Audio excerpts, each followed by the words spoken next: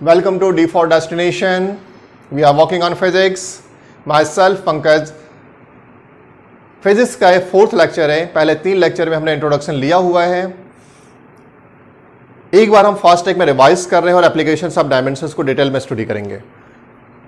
First of all, what is physics? Physics क्या है? Nature of laws की study करना. नेचर ऑफ लॉज को समझने के लिए जब हम नेचर ऑफ लॉज को समझने जाते हैं तब हम देखते हैं कि नेचर में 2 ही चीजें हैं, या तो मैटर है या तो एनर्जी है. मैटर है तो उसमें कुछ कैरेक्टरिस्टिक्स हैं. अब मैटर की जो कैरेक्टरिस्टिक्स को हम मेजर कर सकते हैं उनको हम फिजिकल क्वांटिटी कहते हैं. फिजिकल क्वांटिटी बहुत अच्छे से फिक्स करी दिमाग में. मैटर की वो कैरेक्टरिस्टिक्स जो मेजर की जा सकती है फिजिकल क्वांटिटी कहलाएगी, जिसे मेजर नहीं कर सकते नॉन फिजिकल क्वांटिटी कहलाएगी. अब पहुंच गए हम फिजिकल क्वांटिटी पर. अब फिजिकल क्वांटिटी का मतलब हो गया जिसका मेजरमेंट किया जा सकता है. तो second important word is measurement. Measurement जब आप करेंगे उसमें 2 चीजें होगी. पहले न्यूमेरिकल वैल्यू और दूसरी यूनिट. यूनिट क्या है? यूनिट एक स्टैंडर्ड है जिसके थ्रू हम कंपैरिजन करते हैं. तो जब भी हम मेजरमेंट करेंगे उसमें 2 चीजें होगी, न्यूमेरिकल वैल्यू होगी और एक यूनिट होगी. सपोज मैं लिखूं 5 किलोग्राम शुगर. यहां पे 5 इज अ न्यूमेरिकल वैल्यू और किलोग्राम इज अ यूनिट. लेकिन यदि मैं यूनिट बदल दूं, यदि मैं दूसरे यूनिट सिस्टम में चला जाऊं और इसका यूनिट लिख दूं, मान लीजिए मैं ग्राम, ऑटोमेटिकली यहां पर इसकी न्यूमेरिकल वैल्यू बदल जाएगी. क्योंकि 1 किलोग्राम में 1000 ग्राम होते हैं तो 5000 ग्राम हो जाएगा. अब बेटा यहां पे ध्यान रखना, ये न्यूमेरिकल वैल्यू यूनिट है. न्यूमेरिकल वैल्यू यूनिट है. ये किसी और सिस्टम से किया गया मेजरमेंट है, किसी और सिस्टम से किया गया मेजरमेंट है. केजी है मतलब कि कौन सा सिस्टम होगा? एमकेएस में किया गया मेजरमेंट है. ग्राम है मतलब सीजीएस में किया गया मेजरमेंट है. तो मेजरमेंट करने से न्यूमेरिकल वैल्यू बदलती है या यूनिट बदलने से न्यूमेरिकल वैल्यू बदलती है, पर मैग्नीट्यूड नहीं बदलता. अभी भी 5 किलोग्राम शुगर है. जितना यहां पे मैग्नीट्यूड था उतना ही तो यहां पर है. यह बात बहुत अच्छे से समझे कि यूनिट बदलने से न्यूमेरिकल वैल्यू बदलती पर मैग्नीट्यूड चेंज नहीं होता. मतलब कि पहला सिस्टम जो है मान लीजिए वो है यूनिट सिस्टम U1 है और उसके साथ न्यूमेरिकल वैल्यू N1 है. तो सेकंड सिस्टम U2 है तो उसकी न्यूमेरिकल वैल्यू N2 है. तो इस चीज को आप याद रखिएगा. N1 U1 equals to N2 U2 होता है किसी मेजरमेंट के लिए, क्योंकि उसका मैग्नीट्यूड क्या होता है? कांस्टेंट होता है. ये फॉर्मूला भी हमें काम आने वाला है. लेकिन हमने जब डायमेंशन एनालिसिस की थी, अब हम कहां तक पहुंच गए? फिजिकल क्वांटिटी, फिर यूनिट, यूनिट के बाद मेजरमेंट का कॉन्सेप्ट क्लियर हुआ. नाउ जब बात चली यूनिट्स की तो डिफरेंट यूनिट सिस्टम थे. इसमें से 4 यूनिट सिस्टम इंपॉर्टेंट थे जो आपको पढ़ा चुके हैं. CGS, लेकिन आप फिक्स कर लीजिए, अगर नहीं होगा तो अभी फिक्स करो. CGS, दूसरा था MKS, तीसरा था FPS और चौथा था SI सिस्टम. जिनमें से ही ये 3 सिस्टम बहुत ज्यादा फिजिक्स में यूज किए जाने वाले हैं. ध्यान रखो. C for centimetre, G for gram, S for second, M for metre, K for kilogram, S for second, F for foot, P for pound, S for second. SI system में total 7 physical quantities हैं. मतलब कि ये इन तीनों systems में, ये क्या unit systems है, इन यूनिट सिस्टम्स में ओनली 3 फिजिकल क्वांटिटीज पे वर्क किया जाता था, पर SI सिस्टम में 7 फिजिकल क्वांटिटीज पे वर्क किया जाता है. क्योंकि SI सिस्टम आपसे कहता है कि इस वर्ल्ड में, इस यूनिवर्स में, इस एग्जिस्टेंस में 7 फिजिकल क्वांटिटीज की हेल्प से हम सारी फिजिकल क्वांटिटीज को डिस्क्राइब कर सकते हैं. 7 फिजिकल क्वांटिटीज की हेल्प से हम सारी फिजिकल क्वांटिटीज को डिस्क्राइब कर सकते हैं. तो जो 7 फिजिकल क्वांटिटीज हो गई वो फंडामेंटल फिजिकल क्वांटिटीज होगी और बाकी की सारी डेराइव्ड फिजिकल क्वांटिटीज हो गई. डेराइव्ड इसलिए कि फंडामेंटल से डेराइव की जाती है. तो जो आपकी 7 फिजिकल क्वांटिटीज हैं आप सभी ने याद कर लिया होगा. फर्स्ट क्या थी? Length, second mass, third time, fourth current, fifth thermodynamic temperature, amount of substance और लास्ट ल्यूमिनस इंटेंसिटी. अब ये जो 7 फिजिकल क्वांटिटीज हैं इसकी हेल्प से हम बाकी के सभी फिजिकल क्वांटिटीज को डेराइव करेंगे. जब हम बाकी के सारी फिजिकल क्वांटिटीज को डेराइव करेंगे तो इस केस में हमें समझाना पड़ेगा कि पर्टिकुलर डेराइव्ड फिजिकल क्वांटिटी कितनी फंडामेंटल फिजिकल क्वांटिटीज पर डिपेंड करती है. मतलब कोई डेराइव्ड फिजिकल क्वांटिटीज में कितनी फंडामेंटल क्वांटिटीज इन्वॉल्व हैं. इसे डिस्क्राइब करने के लिए हम यूज करते हैं डायमेंशंस की. डायमेंशंस को यूज करने के लिए ध्यान रखें, डायमेंशन फॉर्मूला लिखते समय हमें एक स्क्वायर ब्रैकेट लगाना होता है. ये ब्रैकेट लगाने का अर्थ है कि we are working on dimension. सबसे पहली फिजिकल क्वांटिटी होती है एम, एम के कितने, एम मतलब मास, मास के कितने डायमेंशन से, मान लीजिए उसके डायमेंशंस ए है, एल भी एक्स भी लिख सकते हैं, ए भी लिख सकते हैं। इसके बाद सेकंड है लेंथ, लेंथ के मान लीजिए बी डायमेंशन से। थर्ड क्या होता है टाइम, टॉप पे ऊपर जो लिखा जाता है पावर वो होगा डायमेंशन। फोर्थ फिजिकल क्वांटिटी होती current. Fifth thermodynamic temperature, denote करेंगे थीटा से। इसी प्रकार से अमाउंट ऑफ सब्सटेंस डिनोट करेंगे एन से, और अमाउंट ऑफ सब्सटेंस के बाद ल्यूमिनस इंटेंसिटी डिनोट करेंगे जे से। अब आप गौर करें 1 2 3 4 5 6 7 फंडामेंटल फिजिकल क्वांटिटीज, ये कहलाएगा डायमेंशन फॉर्मूला। तो डायमेंशन फॉर्मूले में कितनी फंडामेंटल फिजिकल क्वांटिटीज है, 7, M L T I theta and J. Okay, इसकी हेल्प से हम इस वर्ल्ड की, इस एग्जिस्टेंस की सारी फिजिकल क्वांटिटीज को डिस्क्राइब कर सकते हैं। लेकिन जब फिजिक्स स्टार्ट होता है तो सबसे पहले हम क्लासिकल फिजिक्स पे काम करते हैं, हमें मैकेनिक्स पे काम करते हैं, और मैकेनिक्स में फिलहाल बाकी की टर्म्स नहीं आती। दैट्स वाई इतनी टर्म्स को हम हटा देते हैं, क्योंकि इसकी रिक्वायरमेंट नहीं है। तो हमारा पैटर्न हो गया इतना। कुछ बच्चों को लगता है कि नहीं बस डायमेंशन इतना ही होता है, तो ऐसा नहीं है, उसमें पूरे के पूरे 7 फंडामेंटल फिजिकल क्वांटिटीज होंगी। लेकिन फिलहाल हम 3 लेके चल रहे हैं मैकेनिक्स के लिए, एम एल टी। तो काफी सारे बुक्स में एबीसी यूज किया जाता है, कुछ में इसको एक्स वाई जेड लिख देते हैं, तो आप इससे कंफ्यूज नहीं होंगे। या एम फॉर मास, उसके कितने डायमेंशन एक्स के, एल फॉर लेंथ उसे कितने डायमेंशन वाई, और टी फॉर टाइम उसे कितने डायमेंशन जेड डायमेंशन। तो मैकेनिक्स में आने वाली सारी फिजिकल क्वांटिटीज, फिजिकल क्वांटिटी यानी कैरेक्टरिस्टिक्स ऑफ मैटर, तो मैकेनिक्स में जितनी भी फिजिकल क्वांटिटीज आएंगी वो सभी को हम डिस्क्राइब कर सकेंगे मास, लेंथ और टाइम की हेल्प से। ये था डायमेंशन फॉर्मूले के बारे में एक डिस्कशंस। अब यहां से हमें आगे चलना पड़ेगा और हम देखेंगे कि मेजरमेंट क्या होता है, और बेसिकली हम एप्लीकेशंस पे फोकस करने वाले हैं। हम एप्लीकेशन से फोकस करने वाले हैं कि भाई हम इन डायमेंशन की हेल्प से क्या क्या वर्क कर सकते हैं। तो एप्लीकेशंस ऑफ डायमेंशन, पहला वर्क होता है इसका to determine the unit of any physical quantity. किसी भी फिजिकल क्वांटिटी की हम यूनिट डिटरमाइन कर सकते हैं। ये मैंने पिछले लेक्चर में करके आपको दिखाया है, सारी फिजिकल क्वांटिटीज निकाला था और उसकी यूनिट्स को आपको बताया था। सेकंड होगा to convert a unit from one system to another, एक सिस्टम से, जैसे सीजीएस से एमकेएस से, या एमकेएस से एसआई में, to convert a unit from one system to another. Third important application होती है to establish a relation between different physical quantities. And fourth होता है to check the correctness of any physical equation. To check the correctness, basically dimensionally correctness को चेक करता है। खैर हम वन बाय वन स्टडी करेंगे। तो फिलहाल हम यहाँ फोकस करने वाले हैं to convert a unit from one system to another, एक सिस्टम की यूनिट को दूसरे सिस्टम में कैसे कन्वर्ट करें। ठीक है यहां तक? तो सबसे पहले एक सिस्टम की यूनिट को किसी दूसरे सिस्टम में कन्वर्ट करना है, तो इसका मतलब है सिस्टम क्यों यूज किया गया था, मेजरमेंट के लिए। तो ध्यान रखो मेजरमेंट में दो ही तो चीजें होती है, क्या होता है, एन होता है और यू होता है, एन होता है और यू होता है।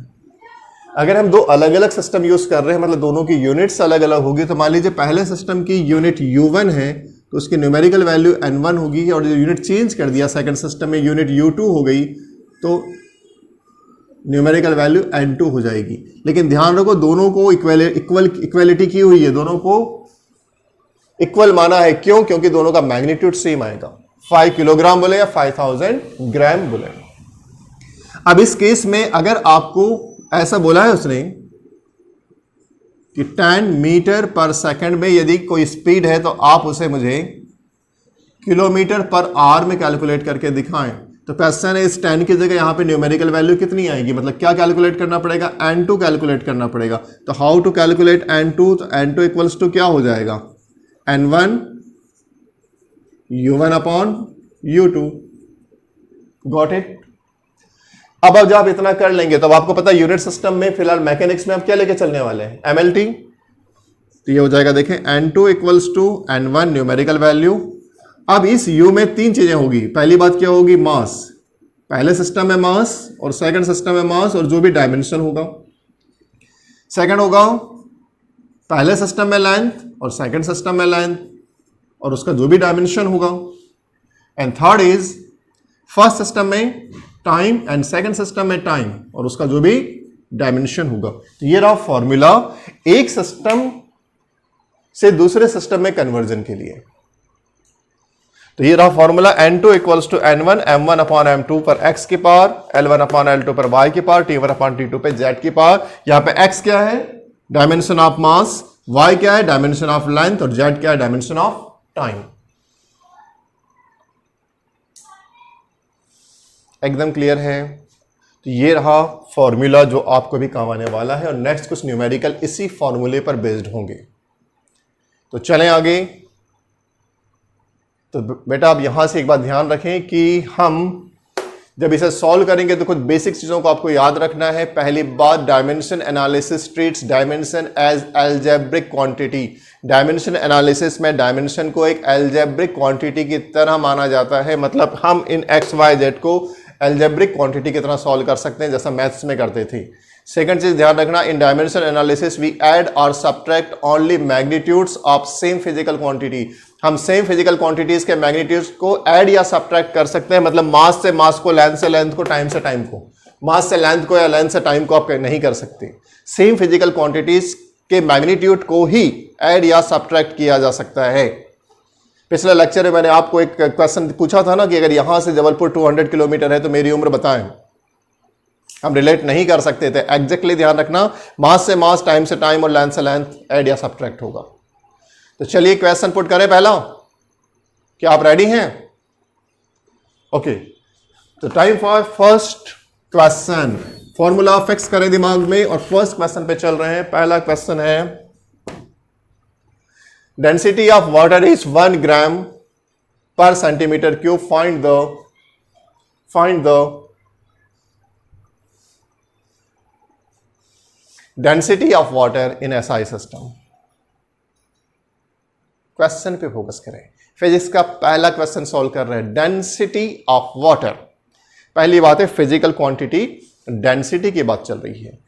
Is 1 gram per centimetre cube. 1 gram per centimetre cube ये दिए है आपको यूनिट, और साथ ही मेजरमेंट दिया हुआ है पूरा का पूरा। 1 इज अ न्यूमेरिकल वैल्यू। ग्राम पर सेकंड क्यूब, ग्राम भी है और सेंटीमीटर पर क्यूब भी है। सेंटीमीटर और ग्राम किसकी यूनिट है? सीजीएस की, मतलब मेजरमेंट किसमें किया गया है? सीजीएस में। Find the density of water in SI system. किसमें पूछा है? एसआई सिस्टम में। मतलब कि सीजीएस में दिया है और एसआई में निकालना है। किसकी हेल्प से? डायमेंशन एनालिसिस की हेल्प से। तो पहली बात आपको डेंसिटी का कॉन्सेप्ट क्लियर होना चाहिए। What is density? Density equals to mass upon volume. Okay, mass कितना है? m, और वॉल्यूम क्या होगा?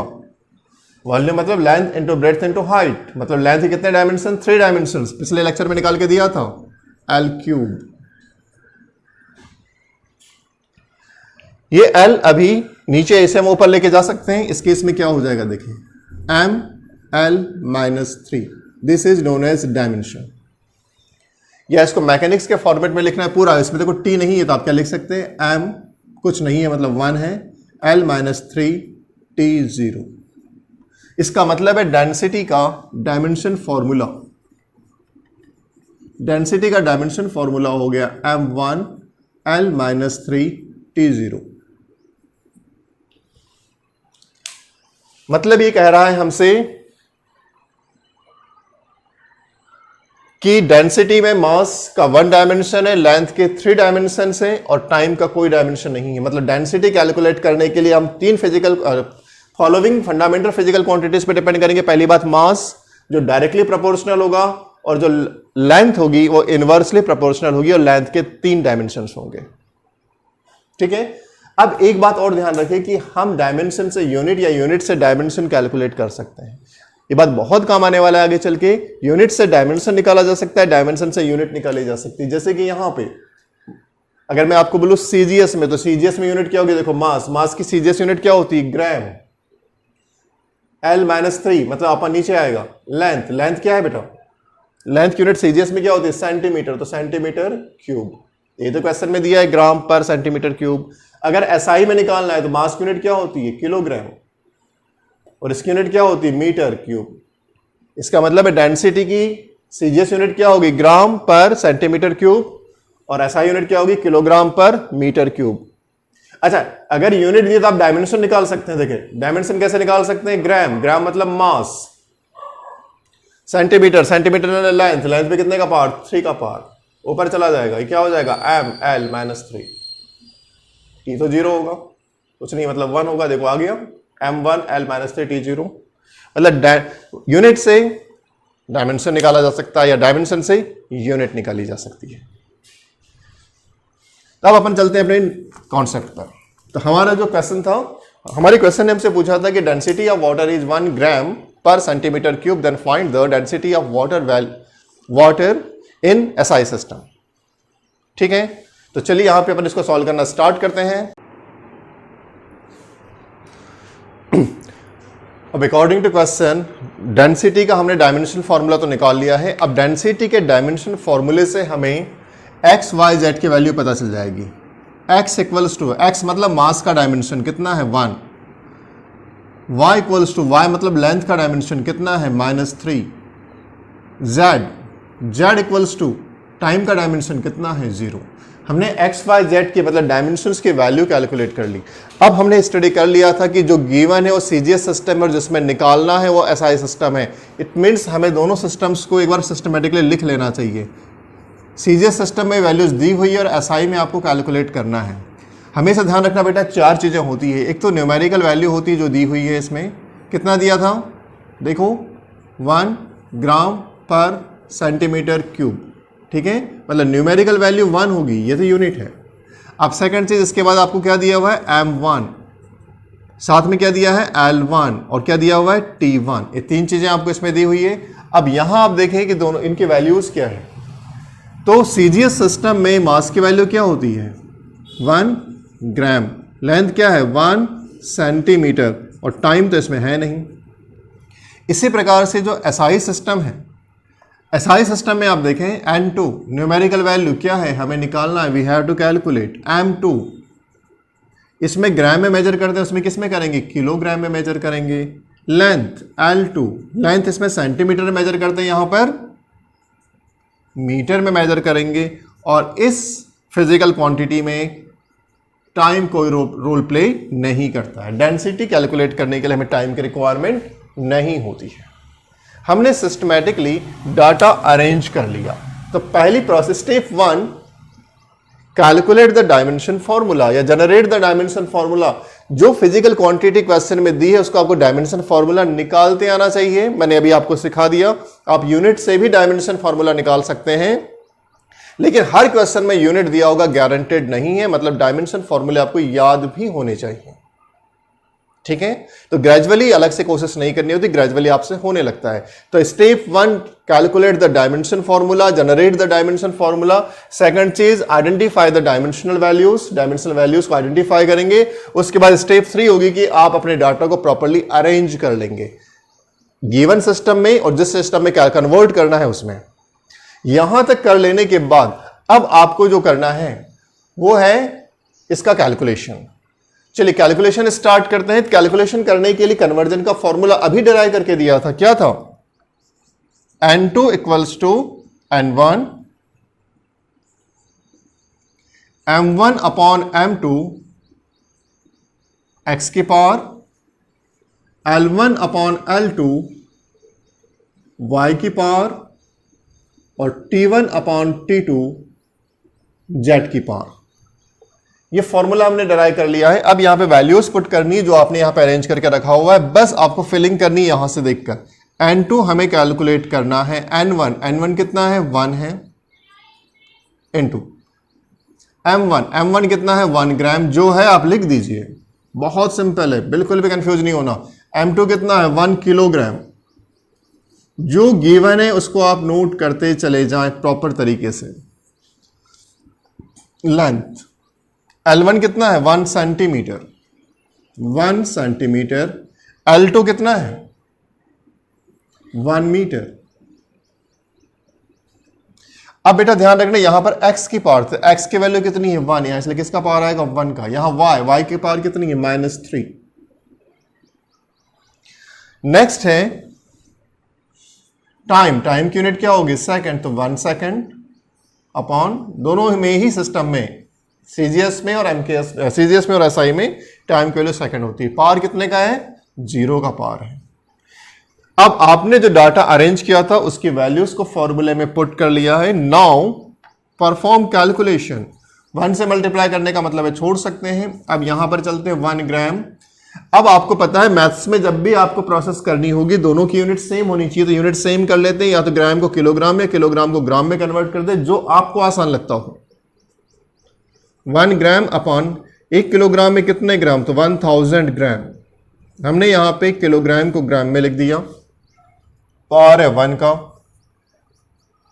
1 सेंटीमीटर अपॉन 1 मीटर में 100 सेंटीमीटर, पावर हो गया -3 का, और ये सेकंड से सेकंड कैंसिल हो गया, 0 का पावर है मतलब इनटू 1 हो जाएगा। जितने जल्दी सिंप्लीफाई कर सकते, जितनी चीजों को छोटा कर सकते कर लेना चाहिए। अब n2 इक्वल्स टू, यहां ध्यान दो बेटा, ग्राम से ग्राम कैंसिल हो गया, सेंटीमीटर से सेंटीमीटर कैंसिल हो गया, बच गया 1/100 इंटू 1/100 पर -3 का पावर है, तो यदि मैं लिख दूं 100/1 तो कितने का पावर हो जाएगा 3 का पावर। इस चीज में कोई कंफ्यूजन तो नहीं हो रहा? 1/100 पे -3 का अगर मैं इसको रिवर्स कर दूं तो साइन पॉजिटिव हो जाएगा। इस केस में हो जाएगा n2 इक्वल्स टू 1/100 इंटू कितने का पावर है बेटा, ये 1/100 नहीं 1000, 1/1000, और ये हो जाएगा 1, 3 का पावर है मतलब 60/1, 30 से 30 कैंसिल हो जाएंगे, मतलब हमें n2 की वैल्यू अब जो मिल रही है n2 कितना होगा 1000। लेकिन यूनिट लिखना नहीं भूलेंगे। यूनिट किस में, एसआई में। एसआई में की यूनिट क्या होगी kilogram per metre cube, kilogram per metre cube. हालांकि n2 जो न्यूमेरिकल वैल्यू, इसमें आप यूनिट ना भी लिखे चलेगा, आप ऐसे भी लिख सकते हैं। नीचे जो आप आंसर प्लेस करेंगे, क्योंकि आपको एग्जाम देनी है तो डिस्क्रिप्शन भी बहुत प्रॉपर बननी चाहिए, इसके नीचे आप आंसर देंगे हैंस क्या क्या पूछा था, density of water. Density of water किसमें थी, सीजीएस में थी। कितने दिया हुआ था 1 gram per centimetre cube equals to 1000 kilogram per metre cube.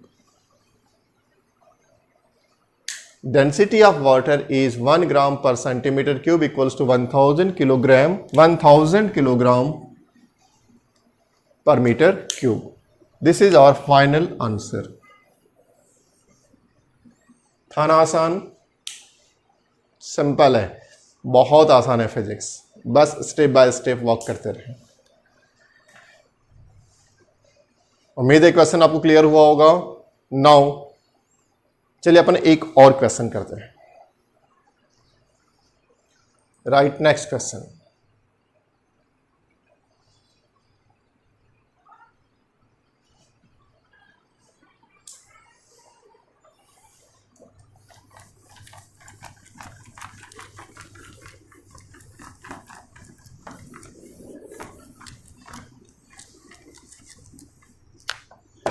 Your question is, velocity of sound in air is 332 meter per second, then find its value in kilometer per hour. सोचें क्या कह रहा है आपसे। Velocity of sound in air is 332 metre per second. Metre per second unit क्या है, metre per second, metre per second, metre metre, yes ऐसा unit दी हुई है। Find its value in kilometre per hour. Kilometre per hour मतलब कोई नया system है। आपको इस बार ना तो सीजीए से पूछ रहा, ना एमके से पूछ रहा, ना एसआई पूछ रहा, ना एफपीए से पूछ रहा है, एक नए सिस्टम में पूछ रहा है। ऐसा किया जा सकता है, फिजिक्स से बहुत सारी चीजें नहीं होने वाली, एसआई से एक नए सिस्टम में कन्वर्ट करने कह रहा है। ठीक है, तो सबसे पहली बात करते हैं वेलोसिटी की।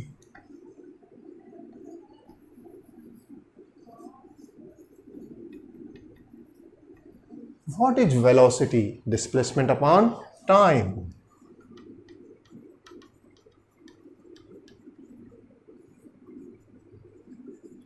डिस्प्लेसमेंट मतलब dimensionally L, time T.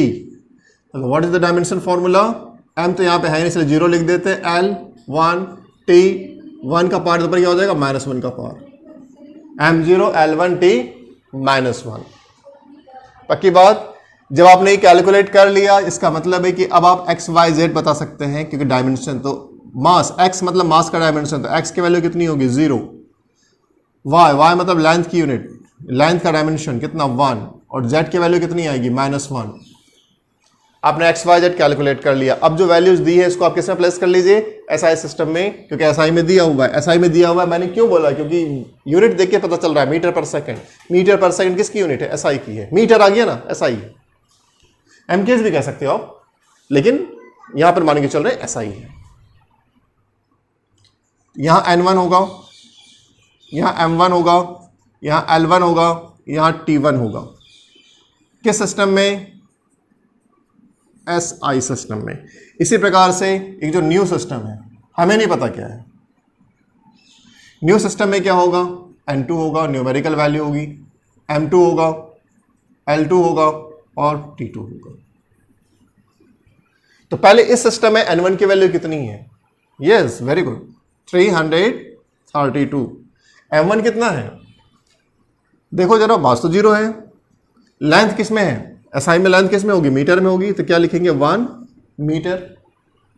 Time किस में? सेकंड में, 1 सेकंड। इसी प्रकार से नए सिस्टम में N2 हमें कैलकुलेट करना है, किस में कन्वर्ट करने बोला? Kilometre per hour. Kilometre per hour, mass तो खाली रहेगा, लेंथ कितनी होगी? किलोमीटर में, मतलब 1 किलोमीटर पर आवर बोला है, पर आवर बोला है बेटा, मतलब 1 आवर। पक्की बात। इतनी वैल्यूज गिवन है, फॉर्मूला आपको याद है, चलो फॉर्मूला पुट करो, जल्दी से फॉर्मूला लगाओ। N2 equals to N1, M1 upon M2 किसका पावर? X का पावर, L1 अपॉन L2 किसका पावर? Y का पावर, T1 अपॉन T2 किसका पावर? Z का पावर। वैल्यूज पुट करिए। N2 equals to N1 into M1 upon M2, क्योंकि इस dimension मास नहीं है। कितने का पावर दिया है? कितने का पावर दिया है? 0। Second, L1 upon L2, L1 1 metre upon 1 kilometre, power कितना है? Y 1। इसी प्रकार से T1 में क्या है? ये बहुत अच्छे से नोट करना, 1 सेकेंड अपॉन, इसमें कितना दिया? 1 आवर। पावर कितने का है? -1 का। जो कुछ आपने किया है, first thing calculate the dimension formula, then identify the value of x y z, then arrange the data, put the formula and place the values. Now अब केवल आपको कैलकुलेशन करना है। मैथमेटिक्स आपसे कहता है कि कैलकुलेशन तब करना जब यूनिट्स को सेम कर लो। यूनिट्स को सेम कर लेते हैं। 332 इंटू, बेटा दोनों में डायमेंशन कितना है? 0 है, मतलब कितना हो जाएगा? 1। किसी पर भी 0 की पावर कितनी हो जाती है? 1 इंटू 1 मीटर और किलोमीटर। तो इस बार या तो मीटर और किलोमीटर में, किलोमीटर को मीटर में कन्वर्ट करो तो ज्यादा आसान होगा, मीटर को कर लो। तो 1 किलोमीटर में कितने मीटर? ये तो 1 मीटर रहेगा, यहां किलोमीटर को मैं मीटर में लिख रहा हूं। 1 किलोमीटर में कितने मीटर? 1000 मीटर। यूनिट सेम कर दी। कितने का पावर? 1 का power. 1 second upon 1 hour. 1 hour में कितने सेकेंड? 1 आवर में 60 मिनट्स और 1 मिनट में 60 सेकेंड, मतलब 60 इंटू 60, 60 इंटू 60 मतलब 3600। स्टेप बाय स्टेप कराओ, कर लोगे? Very good. लिख दो यहां पे 60 इंटू 60 या डायरेक्टली 3600 लिख दूं? स्पीड तो बढ़ानी पड़ेगी। स्लो स्पीड में कैसे काम करोगे? बहुत बड़ा फिजिक्स है आपके सामने। ड्रीम्स बढ़े तो दौड़ना अभी से शुरू करना पड़ेगा, थोड़ा सा फास्ट, अपन और फास्ट होंगे।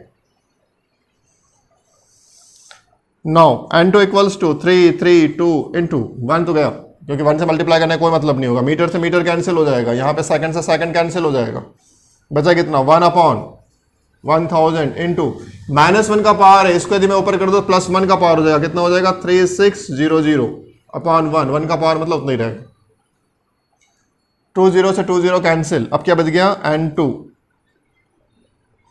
n2 इक्वल्स टू कितना हो जाएगा 332 इंटू 36/10 3.6। चलिए n2 की वैल्यू कैलकुलेट करके आंसर दीजिए, फास्ट करिए,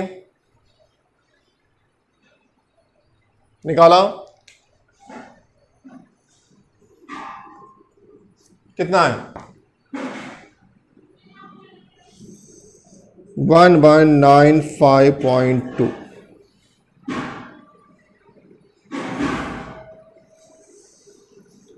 तो अब नीचे आपको लिखना होगा hence velocity of sound in air, hence velocity of sound in air